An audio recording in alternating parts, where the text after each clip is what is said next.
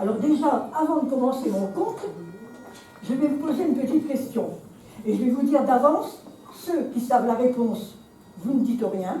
Et ceux qui ne la savent pas, ben vous allez découvrir au fur et à mesure que je vais vous raconter l'histoire que j'ai choisie.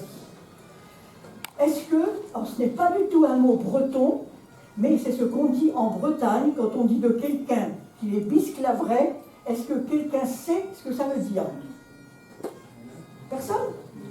Même pas. Bon, bah écoutez, vous allez le découvrir. Alors c'est pas un mot breton, hein, mais c'est en Bretagne, on l'appelle comme ça. Donc, eh bien, voilà. Ça s'est passé dans un ancien château qui s'appelle le château de Huc, qui se trouve sur la route de Plouane, dans les Côtes-d'Armor. Et c'était le domaine de chasse des ducs de Bretagne, l'ancien domaine de chasse. Puisque dès qu'il n'y a plus de roi non plus pour régner, ben les rois ont choisi des châteaux pour aller y habiter comme ça. Et c'est ainsi qu'un roi s'est logé dans ce domaine. Il avait emmené avec lui, bien sûr, des valets, des servantes, sa femme, la reine. Et puis il avait emmené surtout avec lui un chevalier qu'il aimait le plus au monde. C'était un chevalier qui était serviable, qui était toujours vraiment, il s'entendait très très bien. Et plus que des liens de sang, une certaine amitié liait leurs deux âmes. Et ils s'étaient promis d'être toujours présents l'un pour l'autre, quoi qu'il leur arrive dans la vie. Et surtout, ce qu'ils aimaient, c'était aller à la chasse. Alors là, quand ils montaient sur leurs chevaux, ils allaient en courant dans la forêt, ils riaient comme des fous, car ils connaissaient la moindre effluve, le moindre cri, la moindre trace. Et ils allaient tout au fond de la forêt. Et quand ils revenaient, plusieurs jours plus tard, ce n'est pas qu'on les entendait venir, on les sentait venir à cause de l'odeur de fauve qui émanait de leur corps. La reine sortait devant le château, elle se mettait à rire aussi parce qu'ils arrivaient en riant, ils voulaient rentrer dans le château, mais elle leur interdisait l'entrée du château sans avoir d'abord pris un bon bain. Et bien, je vous assure que les servantes ont eu du mal à les frotter pour retirer toute cette odeur de fauve qui était en eux. Et puis, comme dans tout château, quelquefois le roi organisait une fête. Et là, lors d'une de ces fêtes, tout à coup est arrivée une très belle dame. Personne ne la connaissait. Elle est venue là, elle s'est prosternée devant le roi. Et quand elle s'est relevée, les yeux du chevalier ont croisé ses yeux. Aussitôt, il a eu senti comme une flèche dans son cœur, comme on dit des fois, on a eu un coup de foudre pour quelqu'un. À partir de cet instant, il en a complètement oublié son ami le roi. Il ressentait un tel amour pour cette dame. Tout en elle lui plaisait, son beau visage, son corps, son allure, tout. Alors, quelque temps plus tard, elles se sont mariées. Et ils sont allés s'installer dans un domaine en abord de la forêt. Et le chevalier en avait mais complètement oublié son ami le roi. Et lui en éprouvait une grosse souffrance.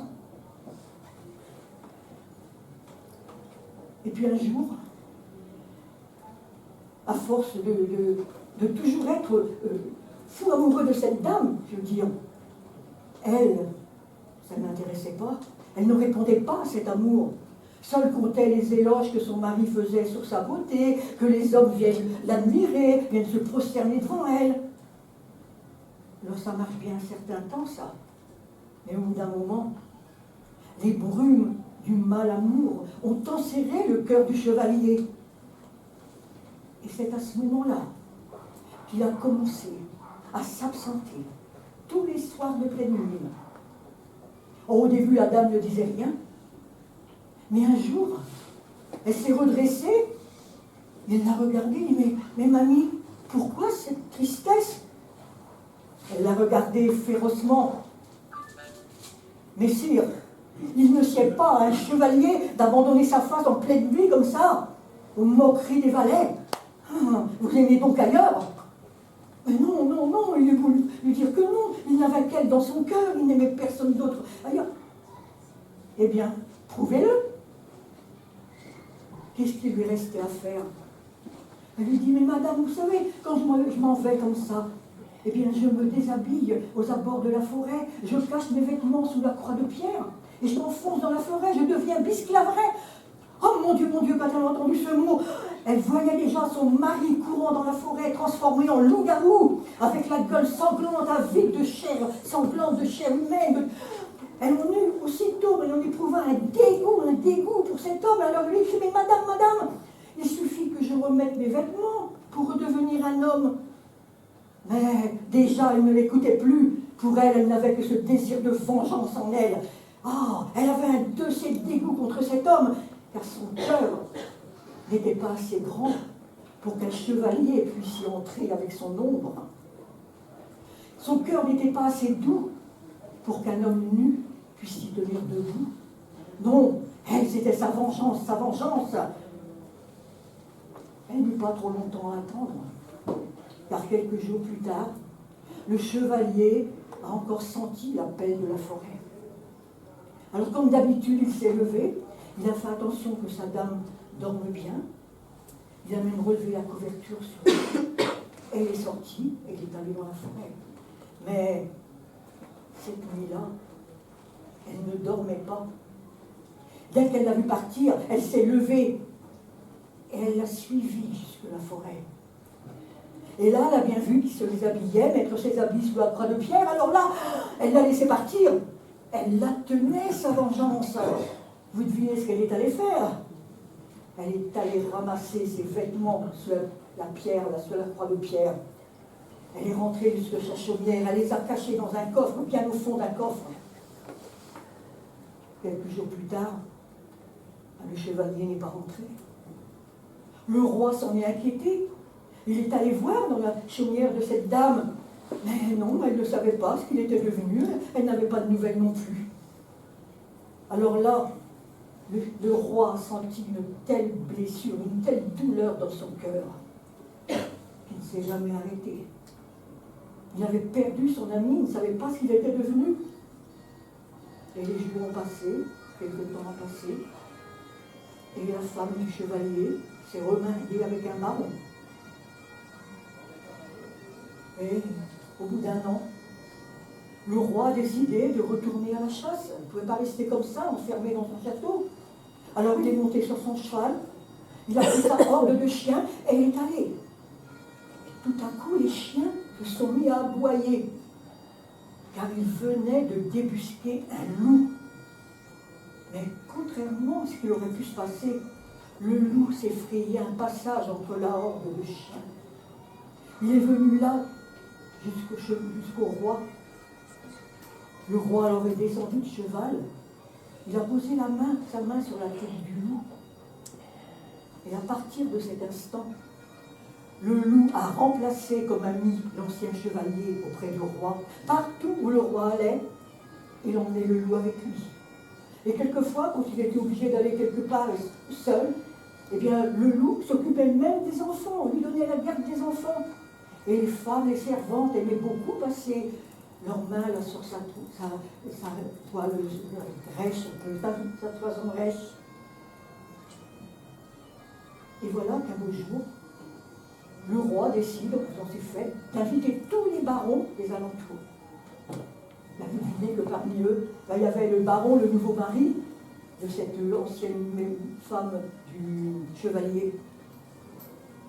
Elle était là au bras de son mari, et quand ils sont rentrés dans le château, des fois on sent que quelqu'un nous regarde, des fois à l'arrière. Elle a senti qu'on la regardait. Elle a eu beau passer ses yeux là tout au long de l'assemblée. Personne n'avait les yeux fixés sur elle. Quand elle a baissé son regard, les yeux du loup ont croisé les siens. Alors là, le loup a bondi sur elle. On a entendu des hurlements, des cris dans le château. Il y avait du sang partout. Une servante est venue, elle a pris la dame, elle l'a emmenée dans la chambre du roi pour la soigner. Les hommes voulaient aller voir et tuer ce loup, mais le roi leur a dit « Attendez, avant, je veux savoir pourquoi ce loup si gentil s'était soudain jeté sur l'ex-femme du chevalier. » Alors il l'a interrogée toute la nuit. Et au matin, elle a fini par avouer. Alors le roi est allé dans la petite chaumière, là. Il a retrouvé les vêtements, les vêtements du chevalier. Il est revenu au château, il les a posés devant le lit. Le loup a jeté un regard sans y toucher. Alors le roi a fermé la porte de sa chambre. Il l'a laissé tout seul jusqu'au soir. Et quand on a ouvert la porte le soir, oh, ce n'est plus le loup qui était là dans la pièce, mais c'était le chevalier, son ami, qui avait remis ses vêtements, qui se trouvait dans la chambre. Alors aussitôt, ils sont venus tous les deux ensemble, ils se sont serrés dans les bras. Le roi avait retrouvé son ami. Alors là, aussitôt, la blessure de son cœur s'est refermée. Les peaux peuvent changer, mais les liens qui unissent deux âmes, les liens d'amitié qui unissent des âmes, ont des reflets d'éternité. Du moins, c'est ce qu'on dit depuis tout ce temps-là. Alors je pense que tout le monde sait maintenant qui on désigne en parlant de Bisque-Lovray. Le loup-garou. Un loup-garou, exactement. Voilà. Merci.